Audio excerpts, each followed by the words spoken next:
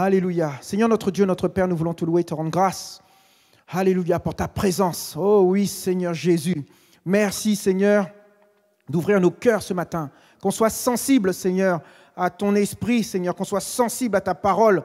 Oh, ouvre notre entendement ce matin, Seigneur. Oh, guide-nous, Seigneur. Oh, merveilleux Saint-Esprit, instruis-nous ce matin, Seigneur. Oh, Père éternel, Saint-Esprit, je te laisse la liberté. Utilise-moi, Seigneur.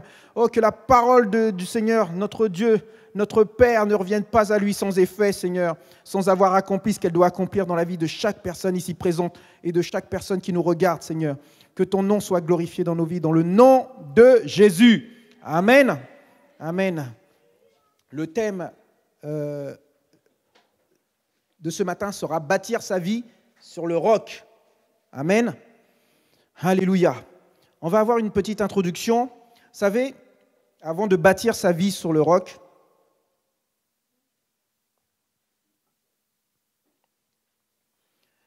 nous avons en Jésus-Christ, la Bible dit, nous sommes, si quelqu'un est en Christ et uni à Christ, il est une nouvelle créature. Amen. Donc, nous sommes des nouvelles créatures spirituelles. Amen. Et donc, cette vie spirituelle, nous ne devons pas la négliger. Pour bâtir sa vie sur le roc, il y a dans le mot « bâtir » le début d'une construction de cette vie chrétienne. Amen. Donc, tu nais spirituellement, tu es une nouvelle créature, tu es un bébé spirituel. Amen. Et tu dois te nourrir pour grandir. Comme les enfants que nous avons ici sur terre, c'est pareil, nous devons les nourrir pour qu'ils puissent grandir. Et donc, savoir que cette nouvelle vie en Christ va t'apporter, tu dois savoir ce qu'elle va t'apporter dans le monde spirituel. Et après, le monde naturel sera changé en fonction. Amen. Il y a beaucoup de chrétiens, de nouvelles créatures en Christ, qui négligent leur vie spirituelle. Et c'est pour ça qu'il reste des bébés spirituels. Demande à un enfant, à un bébé de faire quelque chose d'adulte, il ne peut pas le faire. Donc nous, c'est pareil spirituellement, on a besoin de grandir. Amen. La Bible dit dans le 1 Pierre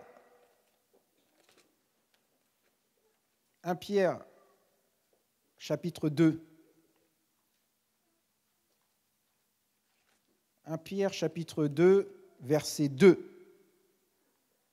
Comme des enfants nouveau-nés, aspirez au lait non frelaté de la parole, afin que par lui vous croissiez pour le salut. Amen. Donc la conversion à Christ produit un désir de découvrir ce que Dieu dit et ce que Christ a conquis pour toi. Amen. Donc tu dois maintenant acquérir ces bases. Tu dois acquérir les fondements pour ta vie chrétienne. Donc tu dois te nourrir. Le bébé, on lui donne du lait. On ne peut pas lui donner de la viande quand il est tout petit. Amen. Donc Galates 2, 20.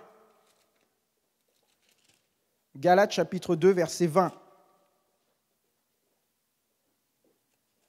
Dit comme ça. Ce n'est plus toi qui vis. Ce n'est plus moi qui vis. C'est le Christ qui vit en moi. Ma vie présente dans la chair, ça veut dire sur terre, dans le monde où nous vivons. Ma vie présente maintenant dans lequel où je suis sur terre, je la vis dans la foi au Fils de Dieu qui m'a aimé et qui s'est livré lui-même pour moi. Amen. Mon frère, ma sœur, lorsqu'on est de nouveau, on doit prendre en considération toutes ces choses. Maintenant, tu es uni à Christ, tu ne t'appartiens plus. Ce n'est plus toi qui vis, c'est Christ qui vit en toi, dit la parole de Dieu. Amen.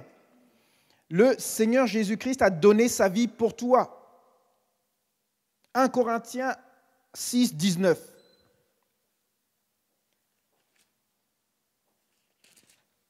1 Corinthiens 6, 19. Je lis la parole de Dieu. Amen. La Bible dit, ne le savez-vous pas? Votre corps est le sanctuaire, est le temple, est la maison, vous comprenez? De l'Esprit Saint qui est en vous et que vous tenez de Dieu. Ça veut dire que Dieu vous a donné. Amen. Vous ne vous appartenez pas à vous-même. Amen. Donc tu ne t'appartiens plus. Tu es le temple, le sanctuaire, l'habitation, la maison du Saint-Esprit de Dieu qui habite en toi. Amen. Donc ça, on doit en prendre conscience. Nous, enfants de Dieu, si on veut bâtir sa vie sur le roc, il faut avoir cette conscience tous les jours. Le Saint-Esprit habite en toi. Tu ne t'appartiens pas. Tu dois te nourrir de la parole pour grandir. Amen. Et ça, c'est un désir que tu dois avoir lorsque tu nais de nouveau. Amen. 1 Corinthiens 3,16 dit « Tu es le temple de Dieu », donc l'habitation de Dieu, et que le Saint-Esprit est en toi. La Bible dit dans le livre de Romains 8, verset 14. Romains 8, 14. Je lis la Bible. Car tous ceux qui sont conduits par l'Esprit de Dieu, ça veut dire le Saint-Esprit, sont fils de Dieu. Amen. Donc tu n'es plus quelqu'un du monde, tu es fils et fille de Dieu. Amen. Tu dois te laisser guider par le Saint-Esprit qui est en toi. Beaucoup de chrétiens ne se laissent pas guider par le Saint-Esprit. Même dans la Bible, il y en a qui disaient « Je ne savais même pas qu'il y avait un Saint-Esprit ». Donc, même à l'époque, il y a des gens qui ne savaient pas qu'il y avait le Saint-Esprit. Aujourd'hui, nous savons qu'il y a le Saint-Esprit. Jésus, quand il était sur terre, il a dit « Je m'en vais au Père, mais je ne vous laisserai pas seul. Vous ne serez pas orphelins. Je vais vous envoyer le Saint-Esprit. » Amen. Et le Saint-Esprit, il est là tous les jours avec nous. Il est là et c'est lui qui rend compte à Jésus. Amen. Donc, nous devons nous laisser guider par le Saint-Esprit. Tu ne dois plus faire confiance à ta raison, à ton raisonnement, à toi-même. Maintenant, c'est tout cela qui doit être renouvelé, transformé par la parole de Dieu pour obéir au commandement de Dieu et faire la volonté de Dieu. Romains 12, 2. Amen. Ne vous conformez pas à ce monde. Ça veut dire ne fais pas comme les gens de ce monde. Ne regarde plus les choses du monde. Nous devons avoir une vision autre, nous, enfants de Dieu. Amen. Donc nous sommes exhortés à renouveler chaque jour nos pensées. La parole de Dieu nous transforme. Amen. Il dit, mais soyez transfigurés par le renouvellement de votre intelligence pour discerner quelle est la volonté de Dieu, ce qui est bon, agréable et parfait. Amen. Nous avons besoin, nous, en tant qu'enfants de Dieu. Ce sont les bases de la vie chrétienne. On veut bâtir sa vie sur du roc. Nous allons comprendre comment la faire. Et là, ce sont les prémices d'avoir une vie chrétienne comme la parole de Dieu l'indique dans nos vies. Mon frère, ma sœur, il y a un changement inévitable qui s'est opéré dans le monde spirituel lorsqu'on a donné sa vie à Christ, lorsqu'on devient une nouvelle créature. Vous savez, le monde spirituel, l'invisible, est plus grand que le monde naturel, de ce qu'on voit. Si on pouvait voir dans l'invisible, on verrait presque rien du monde visible. Parce que toutes les choses visibles ont été créées avec l'invisible. Amen. Donc, il y a un changement en nous. Nous sommes passés dans une nouvelle dimension. On est des êtres spirituels. On habite dans un corps humain fait de chair. Vous comprenez? Et on a une âme, ce qui nous permet d'avoir des sentiments, l'intelligence, de toutes ces pensées-là qui nous viennent. Amen. Donc on doit comprendre, nous, enfants de Dieu, que nous sommes d'abord spirituels. On ne néglige pas le spirituel. Vous savez, les gens du monde qui ne connaissent pas le monde spirituel, il se passe des choses qu'ils ne comprennent pas. Nous, enfants de Dieu, nous savons qu'il existe un monde invisible. Nous savons qu'il y a des puissances maléfiques. Nous savons toutes ces choses. Et nous devons d'abord avoir nos yeux fixés sur les choses spirituelles. Amen. La Bible nous enseigne, nous, enfants de Dieu, à avoir une vie de sainteté en Christ. Donc, lorsqu'on est de nouveau, on a cette vie de sainteté qui commence, qui débute en chacun de nous. Amen. C'est le commencement d'une vie de sainteté. Éphésiens chapitre 4,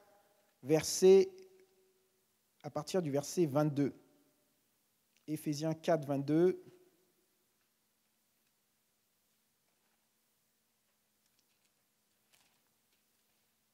Je lis la Bible.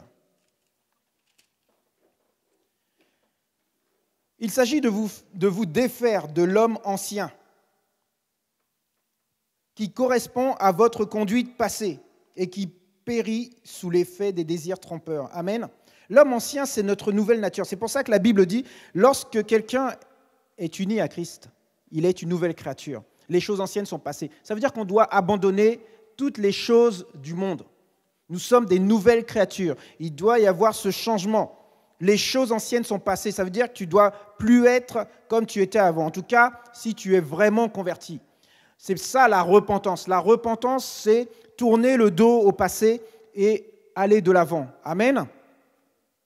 Donc la vie de sainteté commence.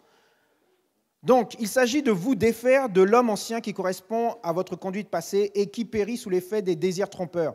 D'être renouvelé par l'Esprit, le Saint-Esprit, d'être renouvelé par le Saint-Esprit dans votre intelligence et de revêtir l'homme nouveau qui a été créé selon Dieu dans la justice et la sainteté que produit la vérité, la parole de Dieu. Amen.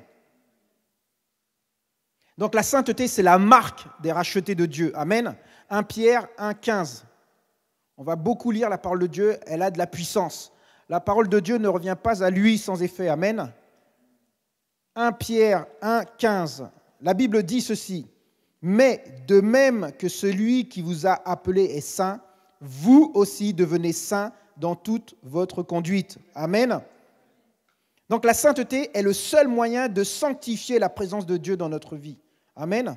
Toujours dans le même livre, chapitre 3, verset 15, il dit ceci. Mais dans votre cœur, consacrez le Christ comme Seigneur, soyez toujours prêts à présenter votre défense devant quiconque vous demande de rendre compte de l'espérance qui est en vous. Amen. Donc c'est la seule façon de vivre qui plaise à Dieu et qui le glorifie. Amen. C'est donc la sainteté. Le manque de sainteté nous prive de la joie de la communion avec Dieu. Cela attriste le Saint-Esprit qui est en nous et empêche Dieu de nous exaucer et d'accomplir en notre faveur tout ce qu'il voudrait. Est-ce que vous avez compris cette phrase ? Le manque de sainteté te prive de la joie de la communion avec Dieu. Cela attriste le Saint-Esprit et empêche Dieu de t'exaucer et d'accomplir en ta faveur tout ce qu'il voudrait pour toi. Tout ce qu'il voudrait que tu aies, si tu n'as pas cette sainteté de vie avec le Seigneur, ben, ça bloque. Amen. Donc on va rentrer dans le vif sujet du thème, c'est comment bâtir sa vie sur le roc. Ouvre ta Bible dans Matthieu chapitre 7. Matthieu 7.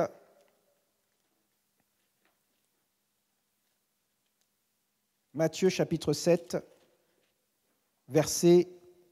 à partir du verset 24. Alléluia. Amen. Lorsque tu vas bâtir ta vie selon la parole de Dieu, tu vas voir comment il va y avoir des changements. Les changements vont s'opérer dans le monde naturel. Parce que dans le monde spirituel, tu vas travailler tellement que les choses vont se débloquer par elles-mêmes dans le monde naturel. La Bible dit ainsi. Ainsi, quiconque entend de moi ces paroles et les met en pratique sera comme un homme avisé qui a construit sa maison sur le roc. Amen. La Bible dit ainsi, quiconque entend de moi ces paroles et les met en pratique sera comme un homme avisé qui a construit sa maison sur le roc. Amen. La Bible dit ainsi, quiconque entend de moi ces paroles et les met en pratique sera comme un homme avisé qui a construit sa maison sur le roc. Alors quiconque, qui est ce quiconque ? Ce quiconque, c'est toi, c'est moi, c'est toute personne, c'est qui que ce soit. Amen. Alors, entends. Entends. On peut dire écouter, on peut dire comprendre, on peut dire quelqu'un qui a l'intention de, quelqu'un qui veut, qui déciderait, qui ferait attention à ce que dit la parole, qui obéirait à la parole. Amen. La Bible dit comme ça dans le livre de Luc, chapitre 11, verset 28.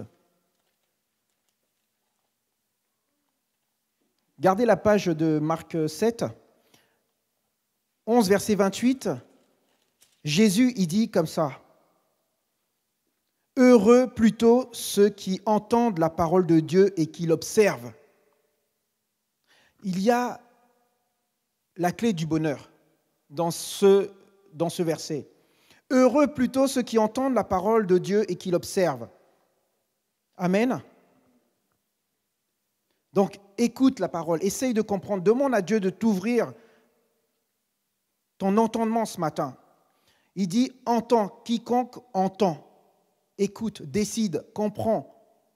Quelqu'un qui a l'intention de, quelqu'un qui fait attention à ce qu'il est dit, mais qu'il est dit de quoi? De ses paroles, la parole de Dieu, la parole de Christ, de la Bible. Amen. Jean 6,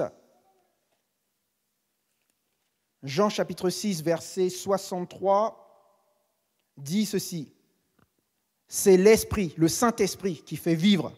La chair, notre corps, ce que nous sommes ne sert de rien. Les paroles que Jésus a dit sont esprit et vie. Ces paroles que nous écoutons, nous enfants de Dieu, ces paroles que nous devrions lire chaque jour pour nourrir notre esprit sont la vie.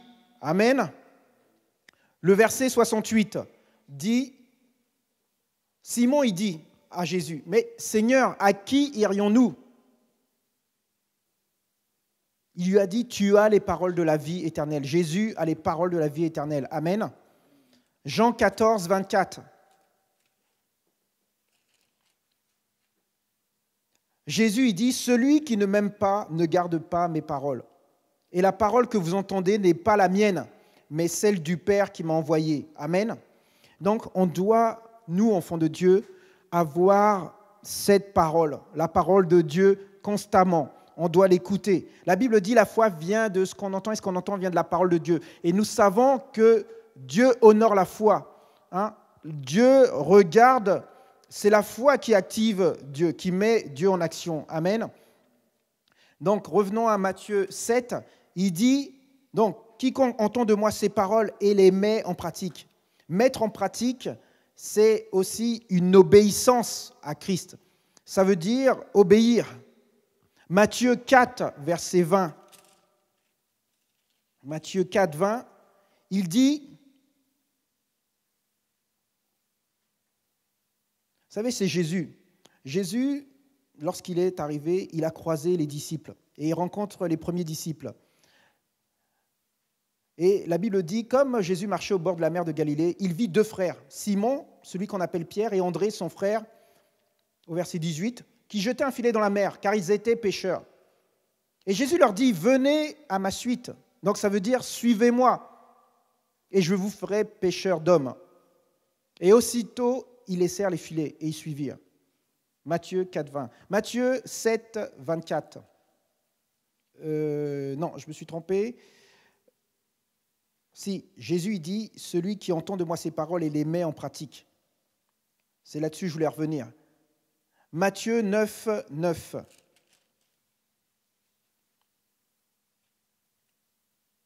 Jésus vit un homme appelé Matthieu, assis au bureau des taxes. Et Jésus lui dit, suis-moi.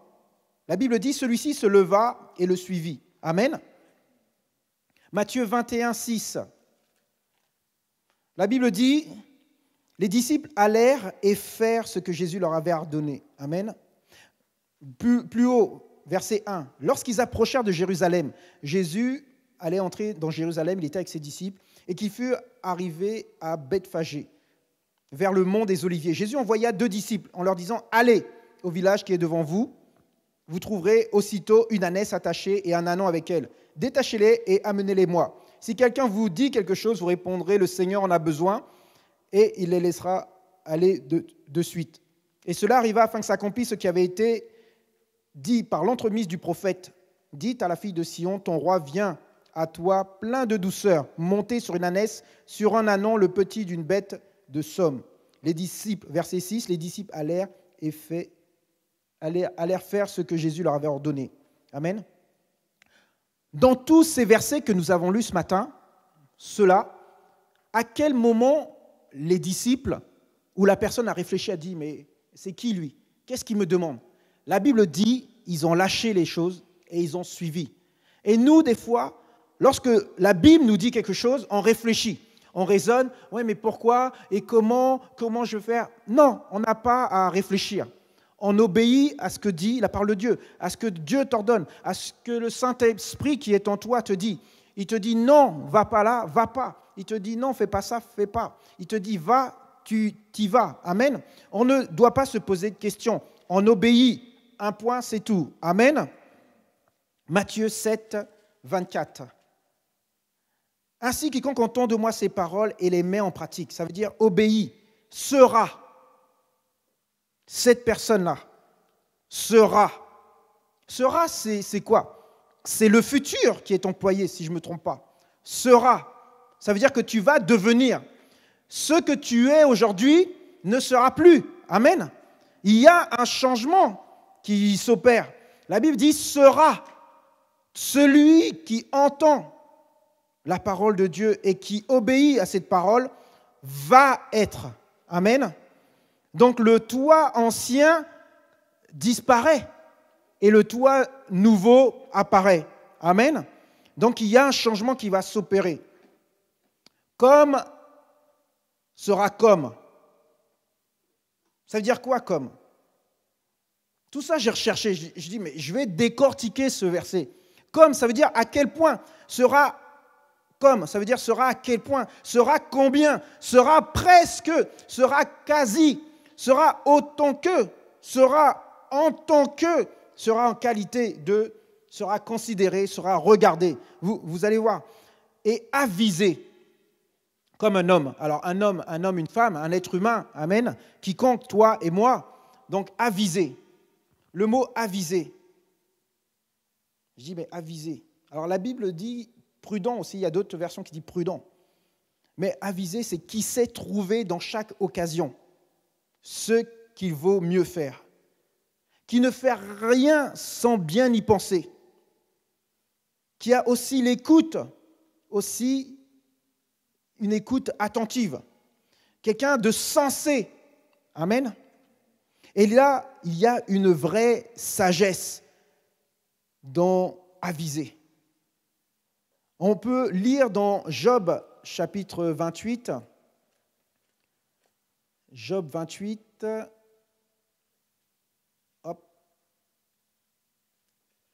verset 28. La Bible dit ceci.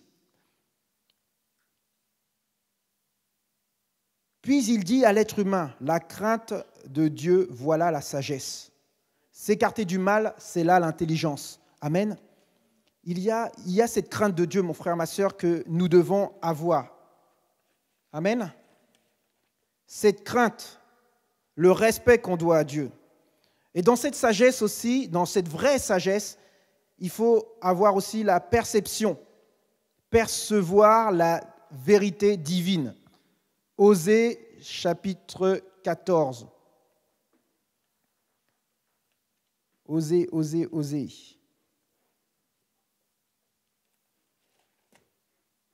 Celui-là, ce n'est pas un livre qu'on ouvre tous les jours. Amen.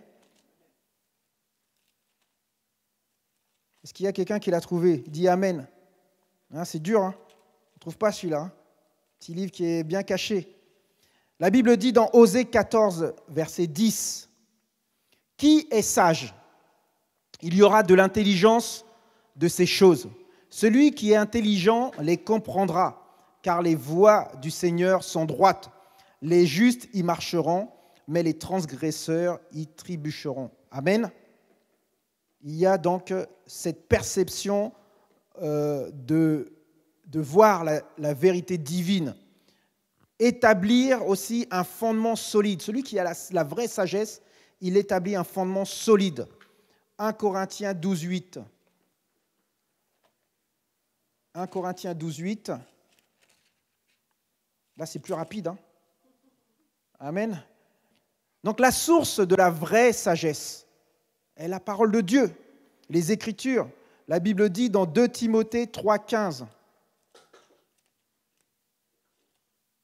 2 Timothée 3, 15. Depuis ta tendre enfance, tu connais les saintes Écritures, les écrits sacrés, la parole de Dieu. Ils peuvent te donner la sagesse en vue du salut par la foi qui est en Jésus-Christ. Vous voyez, la Bible que nous lisons, que nous-mêmes dictons, que nous proclamons, que nous prions, nous donne la sagesse en vue du salut par la foi qui est en Jésus-Christ. Amen. Voilà, c'est cette base que nous devons. Alors, construire. Revenons à Matthieu, chapitre 7. Un homme avisé qui a construit. Ça veut dire qui a commencé à bâtir sa vie sur tous ces éléments, sur l'écoute de la parole de Dieu, sur l'obéissance à la parole de Dieu, qui veut devenir, autant que tout ce qu'on a dit tout à l'heure, cet homme prudent, cet homme qui a la sagesse, qui a l'écoute, qui sait trouver dans chaque occasion ce qu'il y a de mieux. Il va construire, bâtir. Donc ça veut dire pas à pas. On ne construit pas une maison du jour au lendemain. Il y a une fondation à faire. Amen. Donc il va bâtir, il va élever, il va faire, il va créer, il va arranger, il va disposer suivant un ordre, en suivant des règles. On ne peut pas construire comme ça. Amen. Il y a des étapes que nous devons suivre. Amen. Et nous allons voir, nous, en tant qu'enfants de Dieu, nous devons avoir un fondement spirituel. Amen. Ouvre la Bible dans Ésaïe, chapitre 28. Pour ceux qui sont rapides, parce qu'on n'a pas beaucoup de temps. Amen. Ésaïe 28, 16. Sinon, je lis la parole. Prends note. La Bible dit, à cause de cela, ainsi parle le Seigneur Dieu, j'ai mis pour fondement en Sion une pierre éprouvée, une pierre angulaire de prix, solidement fondée. Celui qui la prendra pour appui n'aura pas à se hâter. Amen. Ésaïe 54, 11.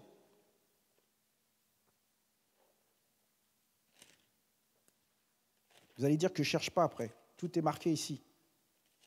Ésaïe 54, 11. Il est écrit, malheureuse, battue par la tempête, toi que personne ne console.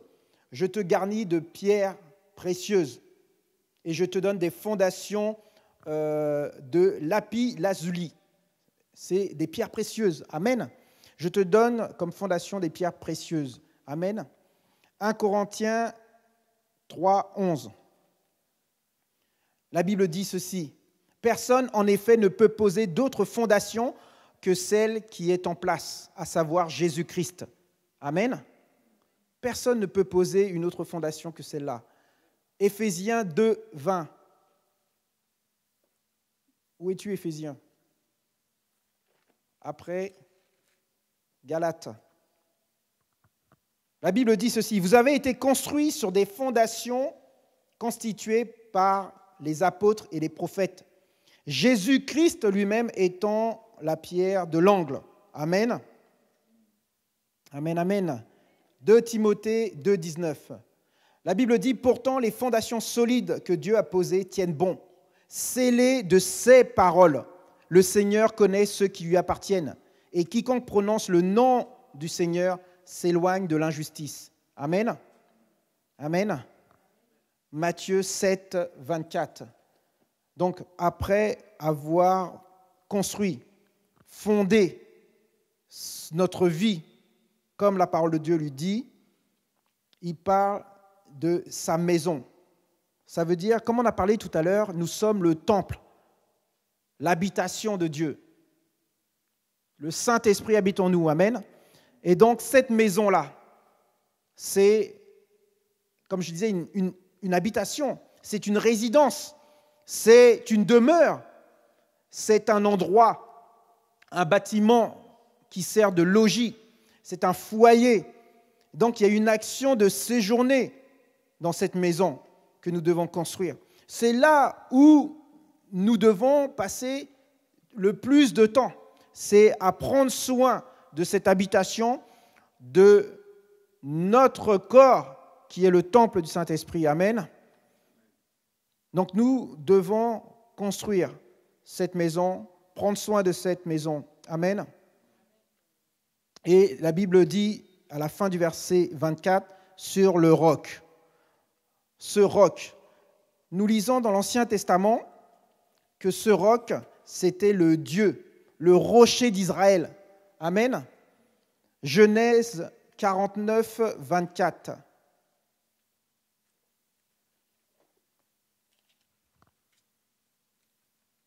Genèse 49, 24. La Bible dit « Mais son arc est resté ferme, ses bras sont demeurés agiles par les mains indomptables de Jacob, le berger, la pierre d'Israël, le rocher d'Israël. » Amen. Cette pierre, dans Exode 17, verset 6, la Bible dit ceci. « Quant à moi, je me tiens là devant toi, sur le rocher, en Horeb.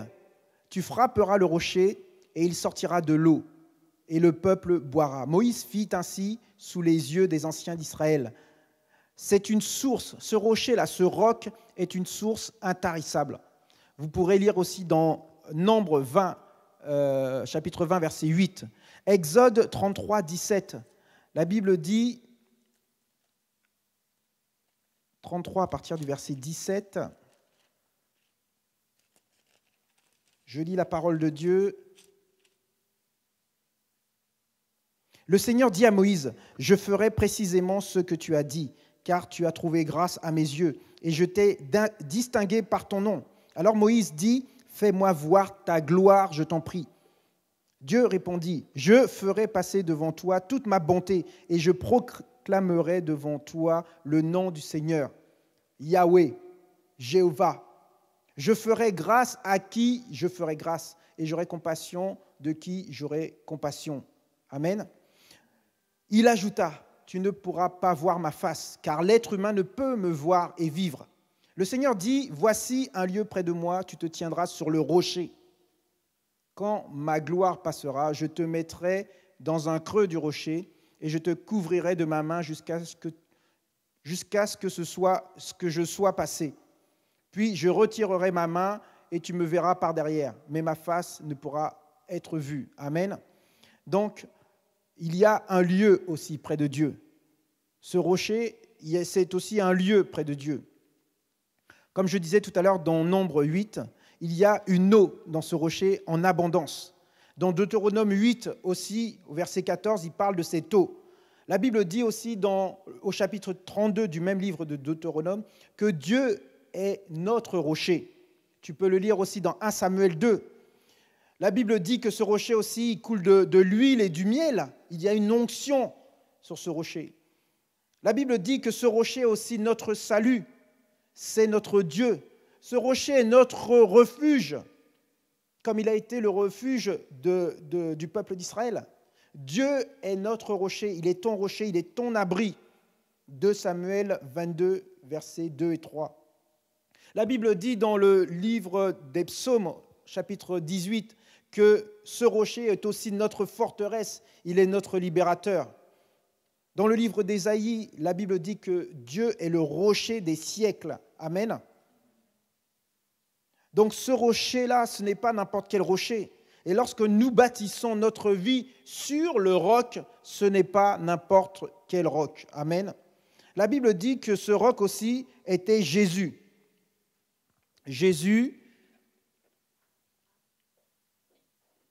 Ce roc était Jésus qui les suivait dans le désert et qui leur donnait, qui faisait jaillir l'eau et qui suivait le peuple d'Israël. Le roc, c'est une grande masse de pierres dures. Mais au sens biblique, comme nous l'avons lu, nous voyons dans 1 Corinthiens 10,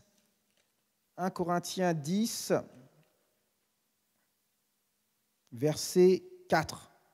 Écoute ce que dit la Bible à propos de ce rocher.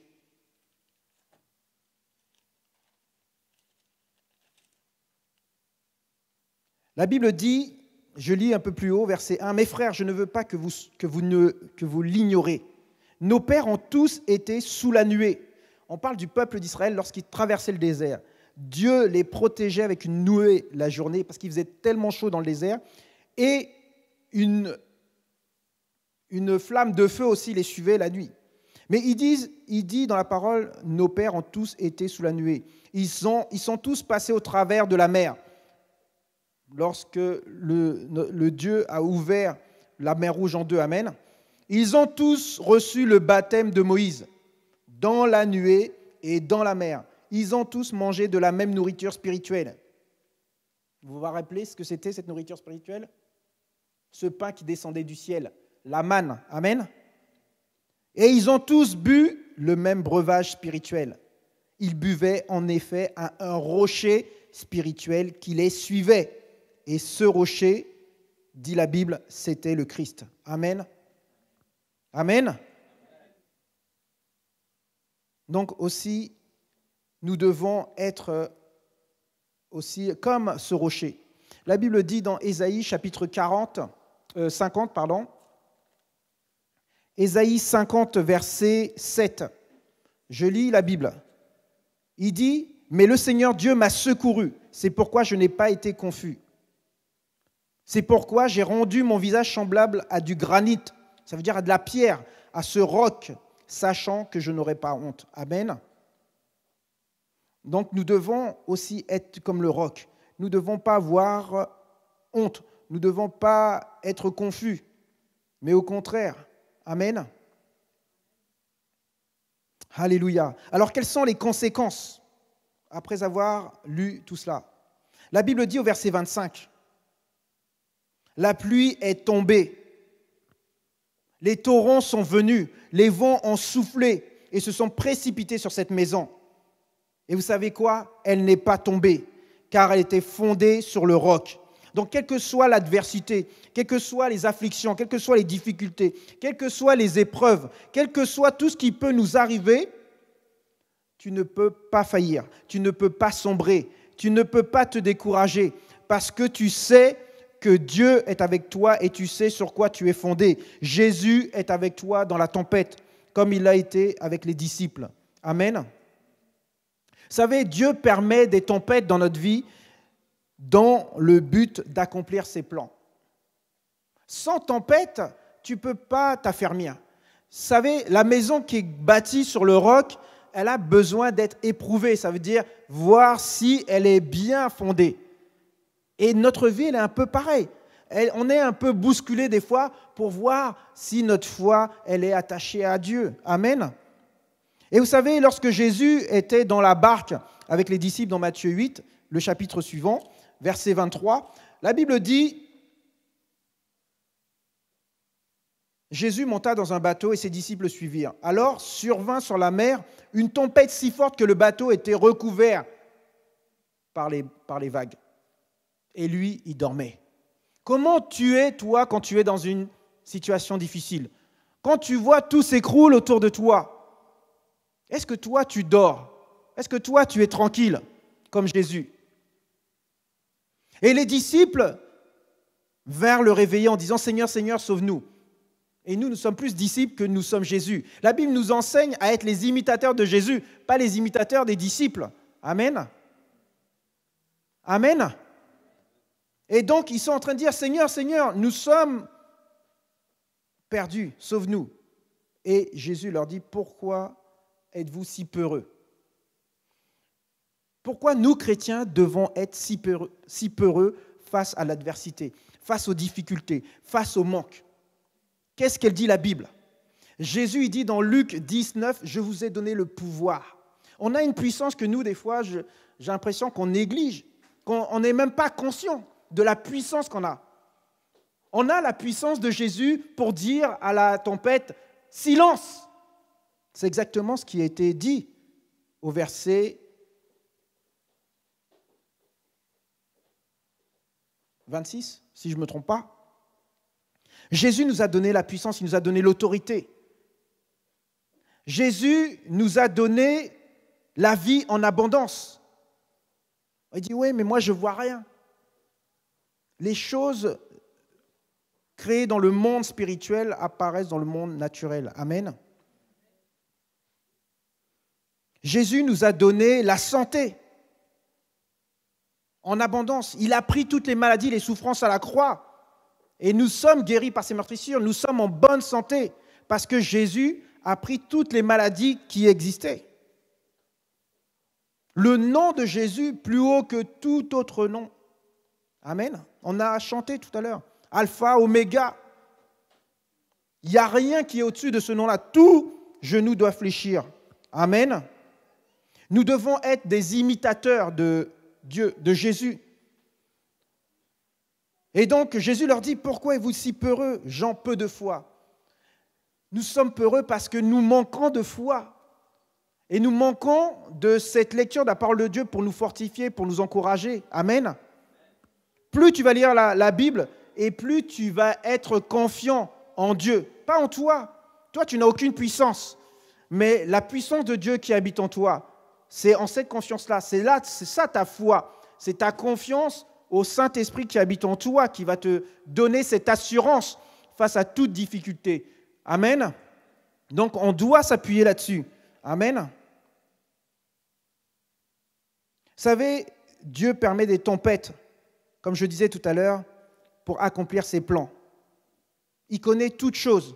Lorsque Joseph a eu son rêve, Dieu lui a révélé sa destinée, Joseph est passé par des tempêtes pour arriver au poste de premier ministre de l'Égypte. Amen. Son plan, c'était de sauver le peuple d'Israël, de sauver ses frères et sœurs. Et c'est ce qui a été accompli. Nous avons besoin. Alors, des fois, vous allez me dire, oui, mais c'est trop dur. Oh non, mais pourquoi Dieu me fait passer par là? Mais c'est parce qu'il veut te rendre fort, plus que vainqueur, que tu n'aies aucune crainte de quoi que ce soit. Amen. Dieu a besoin de nous aiguiser, de nous tailler. Amen. Alors, quand on a cette foi-là, on est dans une sécurité qu'on n'imagine pas. La Bible dit, dans Job chapitre 11, verset 18, que tu seras confiant et il y aura de l'espoir. Qui c'est qui cherchait de l'espoir tout à l'heure? Il y aura de l'espoir. Tu seras confiant, il y aura de l'espoir. Et après avoir rougi, tu te coucheras en sécurité. Psaume 91, 5, tu ne craindras ni la frayeur de la nuit, ni la flèche qui vole de jour. Psaume 112, verset 7, il ne craint pas de mauvaises nouvelles, car son cœur est ferme et sa confiance est dans le Seigneur. Vous voyez ce que c'est? Lorsqu'on a cette foi en Dieu, cette confiance au Saint-Esprit, on ne craint rien. Bien sûr, on a des émotions parce qu'il nous arrive des choses, mais nous devons amener nos pensées à la parole de Dieu. Qu'est-ce que la Bible dit dans ces circonstances-là? Et là, on devient fort. La Bible dit dans Proverbe 3, 24, si tu te couches, tu n'auras aucune frayeur. Ça veut dire, après tout ce qui s'est passé cette journée, après toutes ces difficultés, tous ces problèmes, au lieu de cogiter, non, tu vas aller te coucher et tu vas t'endormir en paix. Aucune frayeur. Et quand tu te seras couché, dit la Bible, ton sommeil sera doux. Doux. Amen. Une douceur. Dans Hébreux 13, 6, il dit, c'est pourquoi nous pouvons dire avec courage, le Seigneur est mon secours, je n'aurai pas peur. Qui peut me faire du mal? Ou que peut te faire un être humain? Tu n'as rien à craindre. Ce n'est pas l'ASE, c'est pas... On n'a rien à craindre. Nous sommes plus que vainqueurs. La parole est dit. C'est avec assurance que tu dois proclamer à Dieu. Tu dois lui dire, Seigneur, tu es mon secours. Je n'ai pas peur. Amen. Matthieu 7, 26. La Bible dit, par contre, il ne dit pas par contre, il dit mais quiconque, mais moi je dis par contre, celui qui entend de Jésus ces paroles et qui ne les met pas en pratique sera comme un fou qui a construit sa maison sur le sable. La pluie est tombée, les torrents sont venus, les vents ont soufflé et ils se sont abattus sur cette maison. Et elle est tombée, sa chute a été grande. Ceux qui n'entendent pas la parole de Dieu et qui ne la mettent pas en pratique, c'est-à-dire qui n'obéissent pas, ceux qui négligent, ceux qui sont étourdis, ceux qui sont capricieux, ceux qui ont l'esprit vide, ceux qui sont imprudents, qui sont irraisonnables, ceux qui sont stupides, qui sont complètement dérangés, tout cela, ils vont avoir une vie éprouvée par Dieu et ils ne vont pas s'en rendre compte. Au lieu de se soumettre à la parole de Dieu, maintenant qu'ils connaissent la parole de Dieu, au lieu de se soumettre à elle, eh bien, eux, ils vont vivre l'insécurité. Tout ce que j'ai dit, mais ce sera le contraire. Le psaume 73, 18 en parle. Nous allons le lire vite fait. Psaume 73, 18. La Bible dit, « Ils provoquèrent Dieu dans leur cœur. En demandant à manger, cela leur disait. » Ils parlaient contre Dieu, verset 19. Dieu pourrait-il dresser une table dans le désert? Souvent, nous, les chrétiens, nous sommes comme ça. Mais comment Dieu va faire? Nous, on voit la situation, on dit, mais comment Dieu va faire? C'est pas possible, c'est impossible. Là, ils sont en train de désobéir à la parole de Dieu.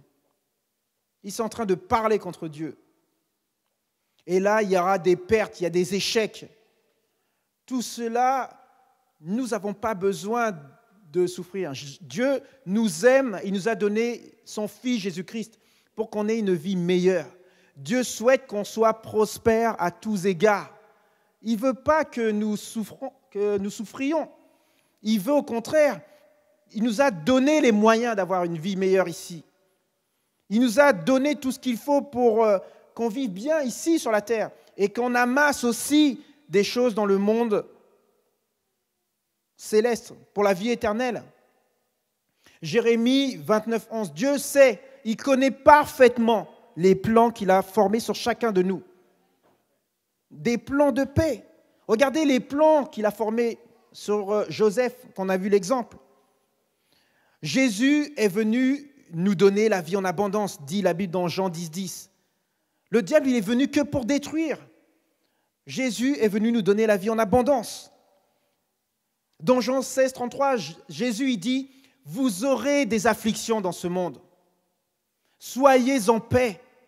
Soyez en paix. Vous allez avoir des afflictions.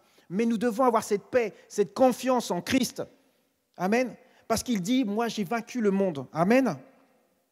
Luc 19, je l'ai dit tout à l'heure, il dit, je vous ai donné le pouvoir, je vous ai donné l'autorité sur les puissances du mal. Amen. On a ce pouvoir en chacun de nous que Dieu nous a donné. Il nous a donné la santé, je vous l'ai dit tout à l'heure, Matthieu 8, 17. Par ses meurtrissures, il nous a déjà guéris. Amen. La foi. La Bible dit dans Marc 11, 24, il dit, ayez foi en Dieu. Ça veut dire, ayez confiance en Dieu. Mais ma version dit, ayez la foi de Dieu. Parce que lorsque Dieu, qui croit à toute chose, a dit que la lumière soit, et la lumière est apparue. Amen.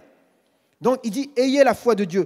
Il dit que tout ce que vous demanderez avec foi, croyez que vous l'avez déjà reçu et vous le verrez s'accomplir. Amen. Donc, on doit avoir foi en cette parole-là. Si tu dis les choses et tu crois ce que tu dis, la Bible dit que la chose arrivera. Amen. La Bible dit dans Jean 1, 1, au commencement était la parole et la parole était avec Dieu et la parole était Dieu. Et tout ce qui a été créé avec la parole. Donc, tout ce que nous voyons, tout a été créé avec la parole. Il n'y a rien de ce que nous voyons n'a été créé sans cette parole. Amen. Donc, nous devons, nous chrétiens, en tant qu'enfants de Dieu, nous appuyer. Du spirituel naît le naturel. Prenons conscience de ces choses, frères et sœurs. Du spirituel naît le naturel. Donc, comme je te disais tout à l'heure, tu es spirituel avant d'être naturel. Amen. Donc, emploie ces choses que le Seigneur t'a données. La parole vivante et puissante de Dieu. Amen. Soyez bénis, prions le Seigneur. Alléluia. Seigneur, notre Dieu, notre Père, nous voulons te louer et te rendre grâce pour ta parole qui est la vérité. Ta parole qui est vivante, qui est puissante, Seigneur, et qui ne revient pas à toi sans avoir accompli les plans et les projets que tu as formés sur chacun de nous, Seigneur.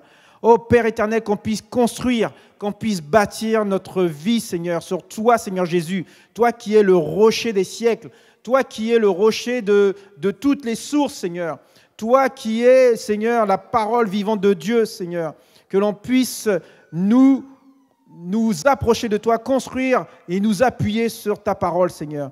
Seigneur, je prie, Seigneur, que chaque frère et sœur puisse ouvrir, Seigneur, cette parole chaque jour, afin de recevoir, Seigneur, ces instructions, ces commandements, toutes ces choses pour nous édifier, pour grandir dans notre foi, Seigneur. Je te loue et je te bénis pour cela. À toi soit la gloire. Au nom de Jésus-Christ. Amen, amen. Soyez bénis.